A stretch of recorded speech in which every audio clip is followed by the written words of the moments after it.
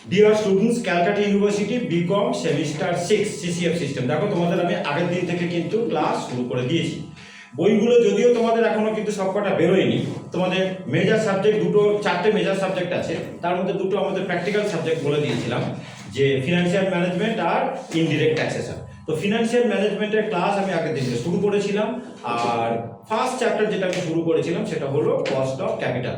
Cost of ক্যাপিটালের relevancy আমি আগের দিন, মানে relevancy of cost of capital বা কস্ট অফ ক্যাপিটাল কেন রেলিভেন্ট, এগুলোর ব্যাপারে আমি আগের দিনকে ডিসকাস করে দিয়েছিলাম। কাকে কস্ট অফ ক্যাপিটাল বলে সেটাও আমি কিন্তু বলে দিয়েছিলাম, এবং স্পেসিফিক কস্ট অফ ক্যাপিটাল কাকে বলে, আর ওয়েটেড অ্যাভারেজ বা ওভারঅল কস্ট অফ ক্যাপিটাল কাকে বলে, এগুলোকে কিন্তু আগের দিনকে আমি সব বলে দিয়েছিলাম। তো ফর্মুলা আমি স্পেসিফিক কস্ট অফ ক্যাপিটাল যেটা, তার শুধু কস্ট অফ ইকুইটির আমি ফর্মুলাটা দিয়েছিলাম, ঠিক আছে। এর সাথে সাথে আমাকে কস্ট অফ প্রেফারেন্সের ফর্মুলা দিতে হবে, কস্ট অফ ডেপ্টের ফর্মুলা দিতে লাগবে, তারপর কস্ট অফ লোন, আর আমাদের বলেছিলাম যে মানে কস্ট অফ রিজার্ভ। কি বলেছিলাম, কস্ট অফ রিজার্ভের আলাদা করে কোনো কস্ট হয় না, মানে equivalent to cost of equity cost of reserve হয়, ঠিক আছে। তো আগের দিনকে আমি কস্ট অফ ইকুইটির ফর্মুলা দিয়েছিলাম। দেখো দুটো মডেল ইউজ করে আমি কিন্তু কস্ট অফ ইকুইটির ফর্মুলা দিয়েছিলাম। একটা ছিল আর্নিং প্রাইস মডেল, ওখানে আমাদের কে ই ফর্মুলা ছিল, আমি একটু লিখি এখানটা, মানে এই কস্ট অফ ক্যাপিটালটাকে আমরা ডিনোট করি কে ই দিয়ে, কে ই স্ট্যান্ডস ফর ইকুইটি, ঠিক আছে, কে ই। সিমিলারলি যখন কস্ট অফ প্রেফারেন্স করবো আমরা লিখবো কেপি, কস্ট অফ ডেট যখন করবো আমরা লিখবো কেডি, ঠিক আছে। আর এটা কিন্তু আমাদের সাফিক্সে আছে।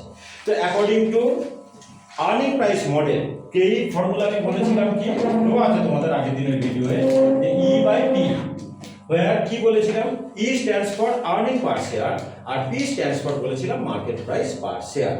আর according to dividend growth model, ঠিক আছে, সেখানে আমাদের কে ই ফর্মুলা কি বলেছিলাম, এগুলো আগের দিন আমার সব লিখে দেওয়া আছে।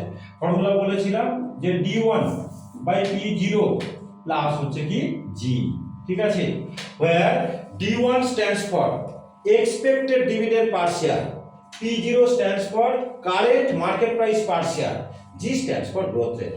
একটা কথা তোমাকে আমি বলে দিই, কিন্তু তোমাদের আগের দিন তো আমি বলেছিলাম এফএম কিন্তু খুব স্কোরিং সাবজেক্ট এবং কিন্তু খুব সহজ সাবজেক্ট। অ্যাকাউন্টেন্সি থেকে অন্তত বলতে পারি যে মানে কি বলবো তোমাকে, 5 টাইমস হচ্ছে কি ইজি, মানে আমাদের এই financial management very easy subject. একটু মন দিয়ে করলে এখান থেকে কিন্তু আমি বেশি কথা বলবো না, 75 পাওয়া কিন্তু একেবারে মানে আসানসি। আর এই পেপার থেকে কিন্তু 90 তোলা যায়, বলে দিলাম, ঠিক আছে। নির্ভর করবে, সেটা ডিপেন্ড করবে কত অঙ্ক তুমি পরীক্ষায় পাচ্ছ। যত অঙ্ক তোমাকে পরীক্ষায় দেবে তত তোমার লাভ, অঙ্ক তুমি সব করতে পারো যেভাবে আমি করিয়ে দিই। যাই হোক, তাহলে ফর্মুলাগুলো আমি বলে দিলাম। তাহলে এই বেসিসে এবার কিন্তু আমি একটু অঙ্ক শুরু করছি, ঠিক আছে। ফার্স্ট অঙ্ক আমি কিন্তু তোমাদের শুরু করছি। দেখো কি বলেছে, পড়ছে একটুখানি অঙ্কটা দেখো। বলছে the face value of the equity share of B limited is ₹100। তাহলে ফেস ভ্যালু ইকুইটি শেয়ারের বলে দিয়েছে 100 rupees, and the current market price of the share is ₹80। আমি জাস্ট এখানে তোমার ফিগারগুলোকে জাস্ট লিখি। আমাদের প্রথমে কি বললো, ফেস ভ্যালু, ফেস ভ্যালুটাকে আমি লিখে দিচ্ছি। ফেস ভ্যালু, ফেস ভ্যালু আমাদের কত বলে দিয়েছে, ফেস ভ্যালু আমাদের বলে দিয়েছে দেখো ₹100, ফেস ভ্যালু পার শেয়ার আর কি ₹100। আর আমাদের বলে দিয়েছে যে current market price of the share 80। তার মানে এটা কিন্তু আচ্ছা, current market price, current market price, যে ইনফরমেশনগুলো আমার লাগবে সেগুলোকে আমি লিখে দিচ্ছি, তোমাদের সুবিধা হবে। Current market price per share, পার শেয়ার, এটা আমাদের বলে দিয়েছে ₹80, ঠিক আছে। আর আমাদের বলে দিয়েছে the company is expected to declare a dividend of 20% during the current year, ঠিক আছে। এক্সপেক্টেড ডিভিডেন্ড বলে দিয়েছে, expected dividend, expected dividend, expected dividend per share, expected dividend per share. হ্যাঁ, আমাদের বলে দিয়েছে যে 10%। একটা জিনিস বলে দিই, তোমরা তো দুদিন আগে ইনভেস্টমেন্টের অঙ্ক তোমরা শিখে এসেছো। ডিভিডেন্ড বলো বা ইন্টারেস্ট বলো, শেয়ারের উপর ডিভিডেন্ড পাওয়া যায় আর ডিবেঞ্চারের উপরে বা লোনের উপরে ইন্টারেস্ট পাওয়া যায়। এই ডিভিডেন্ড বা ইন্টারেস্ট কিন্তু সবসময় ফেস ভ্যালুর উপরে ক্যালকুলেট করতে হয়, এটা তোমরা সবাই জানো। তাহলে আমাকে ডিভিডেন্ডের এক্সপেক্টেড ডিভিডেন্ড পার শেয়ার বলে দিয়েছে 20%। তো 20% আমরা ফেস ভ্যালুর উপরে করবো, ওই জন্য আমাদের ফেস ভ্যালুটা বলেছিল। তাহলে 100, এটা বলে দিয়েছে 20%, তাহলে আমরা করবো 100 ইন্টু 20%, তার মানে ₹20। ঠিক আছে। আর আমাদের কি বলে দেওয়া আছে, আর আমাদের বলে দেওয়া আছে যে if the dividends are expected to grow at the rate of 10% per annum, তার মানে এটা কিন্তু আমাদের গ্রোথ রেট বলে দেওয়া আছে। Then calculate the cost of equity. ঠিক আছে। তাহলে আমাদের গ্রোথ রেট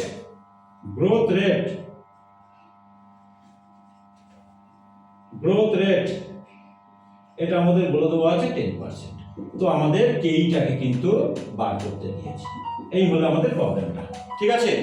আচ্ছা, তো এই কারেন্ট মার্কেট প্রাইস এটাকে আমরা কি বলি, পাশে আমি লিখে দিচ্ছি যে P0। কারেন্ট মার্কেট প্রাইসটা পাশে আমি লিখে দিলাম P0। Expected dividend per share এটাই হলো আমাদের D1।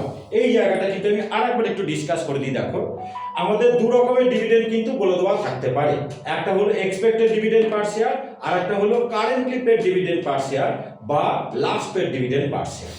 তো এক্সপেক্টেড ডিভিডেন্ড পার শেয়ার এটাকে বলা হয় D1, আগের দিন আমি ভিডিওতে বলে দিয়েছিলাম। এক্সপেক্টেড ডিভিডেন্ড পার শেয়ার যেটা, এটাকে বলা হয় D1, আর কারেন্টলি পেড ডিভিডেন্ড যেটা, সেটাকে বলা হয় কিন্তু D0। তোমাকে কিন্তু অঙ্ক করার সময় খুব মানে ধ্যান দিয়ে বুঝে নিতে লাগবে, একটুখানির জন্য কিন্তু পুরো অঙ্কটা কিন্তু জিরো হয়ে যাবে। হ্যাঁ, আর একটা পার্ট জিরো হওয়া মানে কিন্তু টোটাল যেটা ওভারঅল কস্ট অফ ক্যাপিটাল করবে পুরোটা কিন্তু ভুল হয়ে যাবে। কাজে এক্সপেক্টেড ডিভিডেন্ড দেওয়া আছে কি লাস্ট পেড ডিভিডেন্ড দেওয়া আছে, এটাকে কিন্তু ভালো করে কিন্তু খেয়াল করে নেবে। আমার কিন্তু মানে কস্ট অফ ইকুইটি বার করতে গেলে কিন্তু এক্সপেক্টেড ডিভিডেন্ড পার শেয়ারটা কাজে লাগবে, D1টা। ঠিক আছে। তো যখন D0 বলে দেওয়া থাকবে, মানে লাস্ট পেড ডিভিডেন্ড যখন বলে দেওয়া থাকবে, সেখান থেকে আমরা কিভাবে D1 বার করব সেটাও আমি আগের দিনকে বলে দিয়েছিলাম। যে যদি D0 বলে দেওয়া থাকে, যেমন আমাদের এখানে কিন্তু D1 বলে দেওয়া আছে, পরিষ্কার বলে দেওয়া আছে তাকে এক্সপেক্টেড ডিভিডেন্ড পার শেয়ার, তাহলে এটা আমাদের D1ই বলে দেওয়া আছে। যদি কোনো অঙ্কেতে D0 বলে দেওয়া থাকে, তো D0 থেকে D1 বার করবার ফর্মুলা আমি আগের দিনকে দিয়ে দিয়েছিলাম যে D1 is equal to D0 into 1 plus G। এইটা কিন্তু আমি আগের দিনকে দিয়েছিলাম। তো এটা আমার এখন কোনো কাজে লাগছে না, কারণ আমাদের ডিরেক্টলি কিন্তু D1 বলে দিয়েছে। তাহলে আমরা কস্ট অফ ইকুইটি তো মানে আসানসে বার করে নিতে পারবো, শুধু বসিয়ে দেবো। দেখো, তাহলে D1 আমাদের বলে দেওয়া আছে কত, D1 আমাদের বলে দেওয়া আছে এক্সপেক্টেড ডিভিডেন্ড পার শেয়ার 20, আর হ্যাঁ P0 আমাদের বলে দেওয়া আছে 80, আর গ্রোথ রেট আমাদের 10% বলে দেওয়া আছে, মানে 0.10। একটা জিনিস বলে দিই যে কস্ট অফ ইকুইটি যেটা, এটা কিন্তু আমাদের সোজা মানে যে কোনো কস্ট অফ ইকুইটি বলো, কস্ট অফ প্রেফারেন্স বলো, কি ওভারঅল কস্ট অফ ক্যাপিটাল বলো, এটা কিন্তু সবসময় ইন টার্মস অফ পার্সেন্টেজে বেরোবে, অ্যামাউন্ট কিন্তু বেরোবে। কিন্তু অনেক সময় তোমাকে মার্কেট প্রাইস বার করতে দেয়, যদি এগুলো কমন সেন্স, কিন্তু যদি মার্কেট প্রাইস বার করতে দেয় সেটা কিন্তু রুপিসে বেরোবে, কারণ শেয়ারের দাম কিন্তু রুপিসে হয়। ঠিক আছে। কিন্তু cost of capital all time কিন্তু পার্সেন্টেজে হয়, কাজে এটা যেটা বেরোবে এটা কিন্তু ইন টার্মস অফ পার্সেন্টেজে বেরোবে। তো এটা ক্যালকুলেট করা তো খুব সহজ। 20/80 মানে 0.20। ঠিক আছে। 20/80 0.20 না, বোধহয় 0.25 হয়। দেখো তো কত হয়, 20/80 1/4 মানে 0.25 করতে লাগবে না, প্লাস 0.10 তার মানে 0.35, ওর আমরা লিখব যে 35%। ঠিক আছে। আমাদের অঙ্কটা কিন্তু হয়ে গেল। এইটুকুনি কিন্তু আমাদের চেয়েছিল। ছোট কিন্তু অঙ্ক হয়। ওই জন্য আমি বললাম যত অঙ্ক দেবে, আমি তোমাকে বলে দিচ্ছি, যদি 50 নম্বরের অঙ্ক দেয় তোমার 3 ঘন্টা লাগবে না। হ্যাঁ, মানে পরীক্ষা দিতে তার আগেই তোমার হয়ে যাবে, কমপ্লিট হয়ে যাবে। আর এই ফিনান্সিয়াল ম্যানেজমেন্টে যে ফেল করে বাবা, আমি বলবো ফেল করাটাই শক্ত। এই ফিনান্সিয়াল ম্যানেজমেন্ট আমি জানি না স্টুডেন্ট কিভাবে ফেল করে, এত সহজ সাবজেক্ট, ভীষণ মানে মোস্ট ইজি সাবজেক্ট, একটু ফর্মুলা বেস কিন্তু একদম সহজ, এখানে ফেল করা যায় না। আমি তাও জানি না কেন স্টুডেন্ট ফেল করে। আমার কাছ থেকে আমি বলতে পারি একদিনও আমার কাছে আমি এতদিন পড়াচ্ছি কোনো স্টুডেন্ট ফিনান্সিয়াল ম্যানেজমেন্টে ফেল করেছে। ঠিক আছে। তো তোমাদেরকে বলো না যে তোমাদেরকে ইনসিস্ট করার জন্য বলছি যে ভালো করে পড়াশোনা করে, এটা কিন্তু সহজ সাবজেক্ট, বারে বলে দিয়েছি। আমার ক্লাস শুধু ফলো করে তাতেই চলবে। যাই হোক, এই অঙ্কটা আমার কিন্তু হয়ে গেল। ঠিক আছে। নেক্সট অঙ্কেতে আমি আসি। দেখো পরেরটা কি বলছে, মন দিয়ে শুনবে। আর তোমাকে কি বার করতে দিয়েছে এটা শুধু বলবে। এখানে আমাদের কিন্তু কস্ট অফ ইকুইটি বার করতে দিয়েছিল। তাই তো? কস্ট অফ ইকুইটি বার করতে দিয়েছিল মানে আমাদের কেই বার করতে দিয়েছিল, আমরা কেই বার করলাম। আর গ্রোথ রেট যখনই বলে দেবে তখনই কিন্তু এই ডিভিডেন্ড গ্রোথ মডেল এই ফর্মুলা দিয়ে আমাদের করতে লাগবে। দুটো ফর্মুলা কস্ট অফ ইকুইটি, একটা বলেছিলাম E/P মানে earning per share by current market price per share, আর একটা হলো D1/P0 প্লাস G। D1 মানে হলো expected dividend per share, P0 মানে হলো current market price per share, G মানে হলো গ্রোথ রেট। এই dividend per share, market price per share এই দুটো কিন্তু আমাদের মানে রুপিসে থাকবে, আর গ্রোথ রেটটা কিন্তু আমাদের পার্সেন্টে থাকবে। গ্রোথ রেট মানে ডিভিডেন্ডটা কত পার্সেন্ট গ্রো করছে, ঠিক আছে, এটাকে বলা হয় গ্রোথ রেট। অনেক সময় কিন্তু গ্রোথ রেট আমাদের বার করতে দেয়, সেরকম অঙ্ক আমি কিন্তু সব কটা কিন্তু করিয়ে দেবো পরীক্ষা। কিন্তু এগুলো বলেছিলাম এগুলো যেগুলো আমরা করছি এগুলো হলো স্পেসিফিক কস্ট অফ ক্যাপিটাল। মানে স্পেসিফিক কস্ট অফ ক্যাপিটালের মধ্যে আমাদের 5 রকমের সোর্সেস অফ ফান্ডস আমি বলেছিলাম। মানে একটা কোম্পানি যে ফান্ড কালেক্ট করে তার 5 রকমের সোর্স হতে পারে। আইদার মানে ইকুইটি শেয়ার ইস্যু করে ফান্ড কালেক্ট করতে পারে, অর প্রেফারেন্সিয়াল ইস্যু করে ফান্ড কালেক্ট করতে পারে, অর ডিবেঞ্চার ইস্যু করে ফান্ড কালেক্ট করতে পারে, অর মার্কেট থেকে শর্ট টার্ম আর লং টার্ম লোন নিয়ে ক্যাপিটাল কালেক্ট করতে পারে। আর লাস্টেরটা বলেছিলাম যে প্রফিট মানে প্রফিটটাকে শেয়ার হোল্ডারদের মধ্যে ডিস্ট্রিবিউট না করে, ডিভিডেন্ড না দিয়ে সেটাকে বিজনেসে ক্যাপিটাল হিসেবে কাজে লাগানো, এটাকে আমরা কস্ট অফ রিজার্ভ বলি। এটার আলাদা করে কোনো কস্ট বার করতে হয় না, যেটা কস্ট অফ ইকুইটি সেটাই হয়ে যায় আমাদের কস্ট অফ রিজার্ভ। এই ইন্ডিভিজুয়াল কস্ট অফ ক্যাপিটালগুলো বার করে তারপর আমাদের টোটাল মানে ওভারঅল কস্ট অফ ক্যাপিটালটা আমাদের বার করতে হয়, ঠিক আছে। তাহলে আমাদের কিন্তু আগে এই স্পেসিফিক কস্ট অফ ক্যাপিটালগুলো মন দিয়ে কিন্তু শিখতে হবে। নেক্সট অঙ্কটা আমি আসছি, দেখো কি বলেছে তোমরাই বুঝতে পারো। If the intrinsic value of an equity share is ₹44, intrinsic value এসব কথা কিন্তু তোমাদের কাছে আর এখন আর নতুন কিছু না, দুদিন আগে তোমরা কর্পোরেট অ্যাকাউন্টিং করে এসেছো। তার মানে সোজা কথা এটা মার্কেট প্রাইস। আমরা দেখেছিলাম শেয়ারের ভ্যালু মানে 3টে মেথড আছে, ইন্ট্রিনজিক ভ্যালু, ইল্ড ভ্যালু আর হচ্ছে কি ফেয়ার ভ্যালু। তো কাজে এইসব কথা দিয়ে তোমাদের আর কিন্তু কেউ ঘোরাতে পারবে না, ইচ্ছে করে এগুলোকে অঙ্কটাকে কারেন্ট মার্কেট প্রাইস ইজিলি বলতে পারতো, বলে দিলে ইন্ট্রিনজিক ভ্যালু। তো তোমরা নিশ্চয়ই এসব কথাতে কনফিউজ নিশ্চয়ই হবে। তো intrinsic value of an equity share is ₹44, তাহলে এটা আমাদের কারেন্ট মার্কেট প্রাইস বলে দেবো আজ পার share. The dividend for the current ইয়ার, এই দেখো ডিভিডেন্ড ফর দ্য কারেন্ট ইয়ার, এটা কিন্তু মানে এক্সপেক্টেড ডিভিডেন্ড কিন্তু বললো না, এই জায়গাটাকে তোমাকে কিন্তু খেয়াল করতে হবে।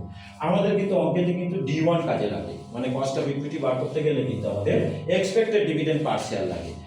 এটা কিন্তু আমাদের দেখো কারেন্টলি পেড ডিভিডেন্ড বা লাস্ট পেড ডিভিডেন্ড যেটা, এটাকে আমি কিন্তু বলেছিলাম যে D0, এবং এটাও বারে বলেছি D0 দেওয়া আছে কি D1 দেওয়া আছে, এটা কিন্তু মন দিয়ে কিন্তু দেখে নেবে। D1 মানে এক্সপেক্টেড ডিভিডেন্ড পার শেয়ার, আর D0 যেমন এটা আমাদের এখানে বলে দেওয়া আছে যে লাস্ট পেড ডিভিডেন্ড বা কারেন্টলি পেড ডিভিডেন্ড, এটা মানে কিন্তু আমাদের D0 থাকলে আমাদের কিন্তু D1 বার করে নিতে হবে, তার ফর্মুলা আমি এখান থেকে কিন্তু দিয়ে দিয়েছি, ঠিক আছে। তাহলে পরিষ্কার বলে দেওয়া যে the dividend for the current ইয়ার, এটা কিন্তু নট এক্সপেক্টেড ডিভিডেন্ড, এটা হলো কারেন্টলি পেড ডিভিডেন্ড, মানে এটা আমাদের কিন্তু D0 বলে দেওয়া আছে, ঠিক আছে।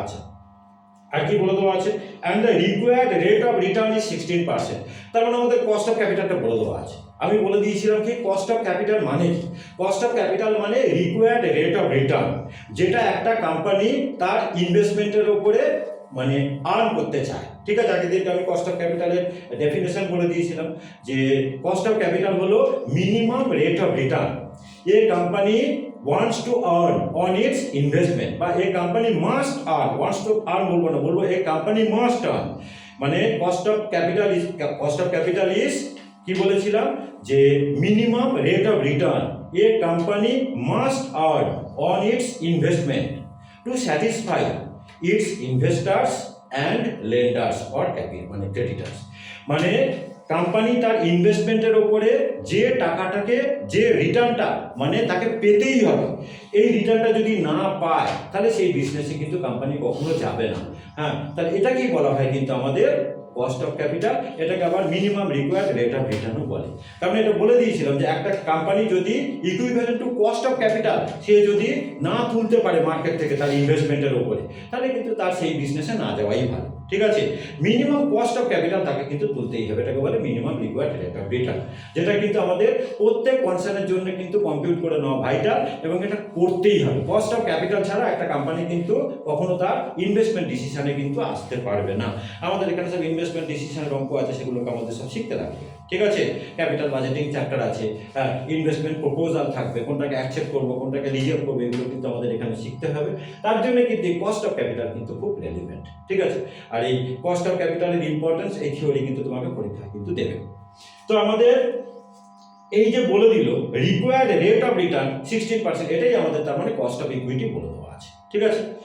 তো কি বার করতে বলেছে, then compute growth rate of dividend, তার মানে আমাদের জিটা কিন্তু বার করতে বলেছে। তাহলে এই অঙ্কটাকে আমি একটুখানি মুছে দিই একটু ডাস্টারটাতে, হ্যাঁ এই অঙ্কটাকে তাহলে মুছে দিয়ে নতুন অঙ্কটা করে, এটা তো আমাদের হয়ে গেল, ঠিক আছে, নিশ্চয়ই তোমরা তুলে নিয়েছো। হ্যাঁ এই অঙ্কটাকে নতুনটা করাচ্ছি।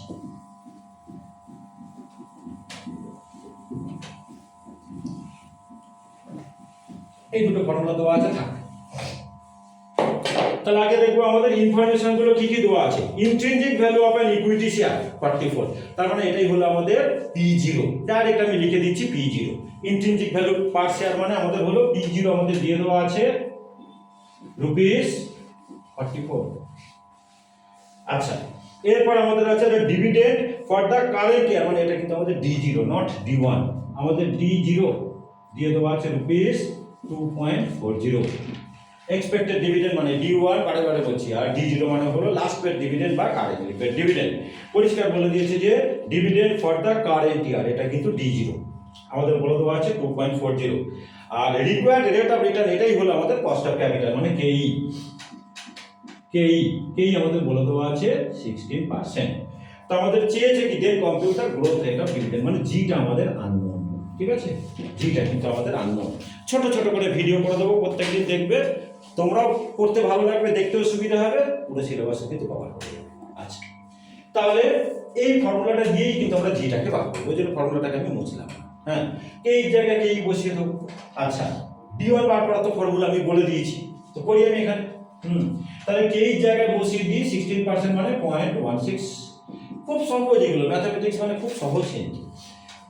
0.16 ইজ ইকুয়াল টু আমাদের কিন্তু D0 বলে দেওয়া আছে, তাহলে D0 হ্যাঁ ইনটু 1 প্লাস জি, আমাদের D1 কিন্তু বার করে নিতে হবে, পরের লাইনে আমি বসাচ্ছি, বাই P0 মানে আমাদের বলে দেওয়া আছে দেখো 44, আর গ্রোথ রেটটা আমরা কিন্তু জানি না, ঠিক আছে।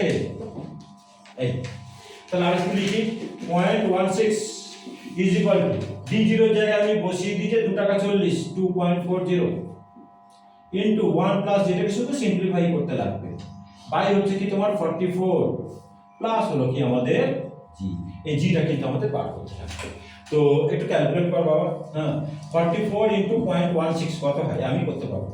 464 4 হাতে 6, 464 6 তে 70, হ্যাঁ 2 ঘটাকে পয়েন্ট বসবে মানে 7.40।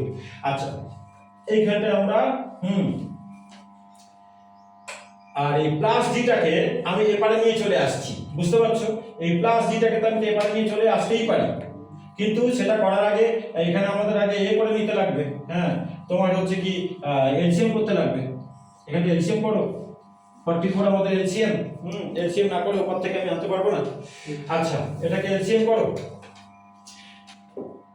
তো এলসিএম করলে এখানটা কত হয় দেখো, তোমার এটা তো থেকেই যাবে 2.40 ইনটু 1 প্লাস জি, ঠিক আছে, আর হলো কি প্লাস 44 জি। আচ্ছা, এটাকে তো আমরা ইনটু করে রেখেই দিয়েছি, এই লাইনটাকে আগে না করে এটা যেরকম আছে থাক, পরের লাইনে আমি গিয়ে করবো, ঠিক আছে, এটাকে আমি পরের লাইনে গিয়ে ইনটুটা করবো। তাহলে এই দিকটাকে আমি আগে এলসিএম করে নিলাম, এটা কিন্তু 44 জি, কিন্তু এটা জি, ঠিক আছে। তো এবার আমরা ক্রস মাল্টিপ্লিকেশন করি, সহজে বেরিয়ে যাবে। তো 44 ইনটু তোমার হচ্ছে কি 0.16 মানে আমি কথা বললাম 464 4 থেকে 6, 464 6 70, 7.04, ঠিক আছে। আচ্ছা, আর এখানটা আমি করি 2.40 প্লাস 2.40 জি প্লাস 44 জি, ঠিক আছে, প্লাস 44 জি। আচ্ছা, তাহলে এবারে হ্যাঁ ওইগুলোকে আমাদের কিন্তু এপারেতে নিয়ে আসতে হবে, বুঝতে পারলে।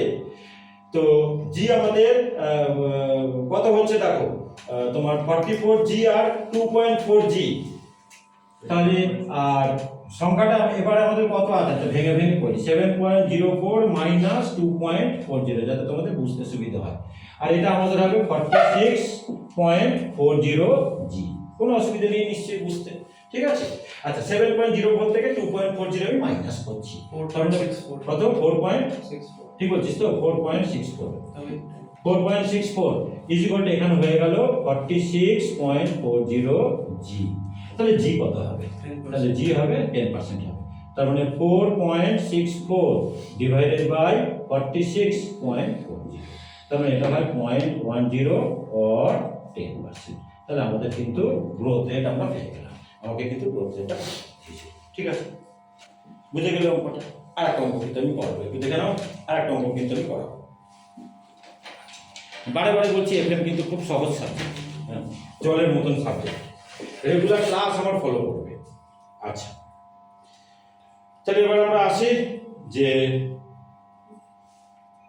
হ্যাঁ, নেক্সট অঙ্কটা বলছে, দেখো এটা তোমরা দেখো, তারপর মানে আমি মানে এটা করে নিয়ে তারপর এটা মুছে দেবো। নেক্সট বলছে দেখো, B limited has recently paid a dividend of ₹1.50 per share. এই রিসেন্টলি পেড ডিভিডেন্ড মানেই হলো লাস্ট পেড ডিভিডেন্ড, মনে রাখবে। আমি বারে বারে বলছি D0 না D1, এটাকে কিন্তু তোমাকে আগে কিন্তু বুঝে নিতে হবে। শোনো, D1 এর কিন্তু একটাই কথা বারে বারে বলছি, এক্সপেক্টেড ডিভিডেন্ড। এর বাইরে যে কোনো রকম ভাবে ওরা কনফিউজ করুক, তুমি কিন্তু কনফিউজ হবে না। ঠিক আছে, এক্সপেক্টেড ডিভিডেন্ড ওর একটাই কথা হয়, এক্সপেক্টেড ডিভিডেন্ড। ঠিক আছে, আর এই যে last paid dividend, currently paid dividend, এগুলো মানে কিন্তু D0। কাজে D0 আর D1 এর ফারাক তোমাকে কিন্তু ধরতে হবে। বলছে B limited has recently paid, তারপরে এটা কিন্তু আমাদের D0, a dividend of ₹1.50 per share if the required rate of return is 12%। বুঝেই গেছো, তার মানে এটা আমাদের কস্ট অফ ক্যাপিটাল, হ্যাঁ, মানে কস্ট অফ ইকুইটি বলে দেওয়া আছে। And the growth rate is 7% বলে দিয়েছে। Then calculate the intrinsic value of the share of Beta Limited। তিনটে অঙ্ক কিন্তু আমি করাচ্ছি, দেখো তিনটের মতো। প্রথমটাতে তোমাকে কস্ট অফ ইকুইটি বার করতে বলেছিল, সেকেন্ডটাতে আমরা বার করলাম গ্রোথ রেট, আর এখানটা আমাকে কি বার করতে বলেছে বলতো, মার্কেট প্রাইস পার শেয়ার। বলেছে যে then calculate the intrinsic value of the share of Beta Limited, মানে ইন্ট্রিনজিক ভ্যালুটা আমাকে বার করতে বলেছে। তাহলে এইবারে কিন্তু আমি এটাকে কিন্তু একটু মুছে দেবো। ঠিক আছে, এটাকে কিন্তু আমি একটুখানি মুছে দিচ্ছি, না তো করতে পারবো না। আচ্ছা, তাহলে সবার আগে আচ্ছা, এটা যেটা দেওয়া আছে থাক, এই ফর্মুলাগুলো যেটা দেওয়া আছে এটা থাক, মুছে লাভ নেই। এটা হচ্ছে D1 by P0, D1 by এটা ছিল আমাদের P0।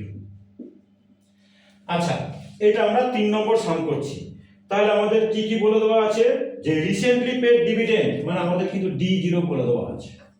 D0 আমাদের বলে দেওয়া আছে, দেখো 1.50 রুপিস 1.50। এরপর আমাদের আছে রিকোয়ার্ড রেট অফ রিটার্ন 12%, তার মানে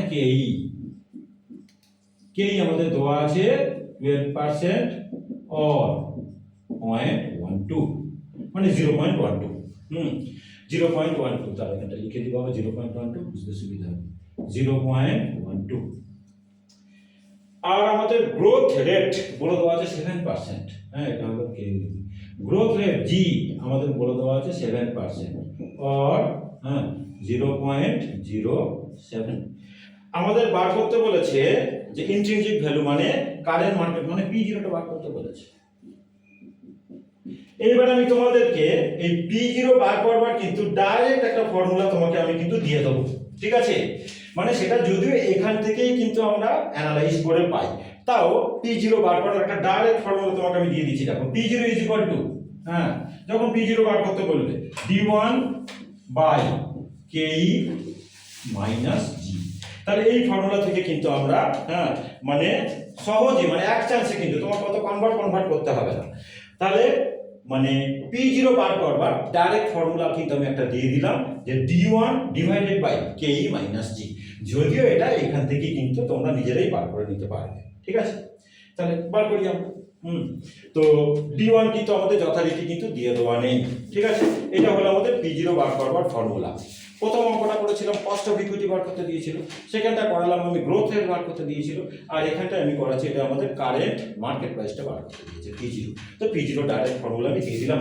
আচ্ছা, তাহলে P0 ইজ ইকুয়াল টু, তাহলে D1 মানে আমি কি লিখবো, দেখো আমাদের D0 বলে দেওয়া আছে 1.50।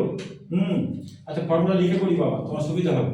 D1 মানে D0 ইন্টু 1 প্লাস G, যেহেতু আমাদের অঙ্কেতে D0 বলে দেওয়া আছে, ডিভাইডেড বাই যেরকম আছে সেরকম লিখি বাবা, পরের লাইনে বসাচ্ছি KE মাইনাস G। আচ্ছা, তো P0 is equal to, D0 মানে আমাদের বলে দেওয়া আছে দেখো কিন্তু 1.50 into 1 plus 0.07 divided by k মানে আমাদের বলে দেওয়া আছে 0.12 মাইনাস 0.07 সহজে হয়ে যাবে, জাস্ট সিম্পলিফাই করবে, এক লাইনে হয়ে যাবে। তাহলে 1.50 ইনটু 1.07 হোল ডিভাইডেড বাই এটা করলে হয় 0.05। ঠিক আছে, তো 1.5 ইনটু 1.07 এটা ক্যালকুলেটরে ক্যালকুলেট কর। 1.5 ইনটু 1.605 1.605 ডিভাইডেড বাই 0.05 কর ক্যালকুলেটর। 1.605 বাই 0.05 ক্যালকুলেট কর কত হয়? 32.1 32.1 এটা কিন্তু রুপিসে বেরোলো, রুপিস 32.1। ঠিক আছে, তাহলে আমাদের কিন্তু কারেন্ট মার্কেট প্রাইস কিন্তু হয়ে গেল। ঠিক আছে, তিনটে অঙ্ক আজকে আমি করিয়ে দিলাম। এই ছোট ছোট করে ভিডিও করাবো প্রত্যেকদিন, তোমরাও আরামসে দেখতে পারবে, সময় আছে হাতে। আর আমার চ্যানেলটাকে তোমরা যেটা রিকোয়েস্ট করা, একটু সাবস্ক্রাইব করো, বন্ধুদের মধ্যে কিন্তু একটুখানি শেয়ার করে দিও। দেখো শেয়ার করাটা খুব জরুরি, আর সাবস্ক্রাইব করে রাখাটা খুব জরুরি, কারণ যখন আমি ভিডিওগুলো যখন আপলোড করি নোটিফিকেশনগুলো কিন্তু সবার আগে তোমাদের কাছে যাবে। আর আমার ক্লাসগুলো কিন্তু খুব ভাইটাল, রেগুলার একটুখানি কিন্তু ফলো করো। তো থ্যাংক ইউ তোমার সবাই।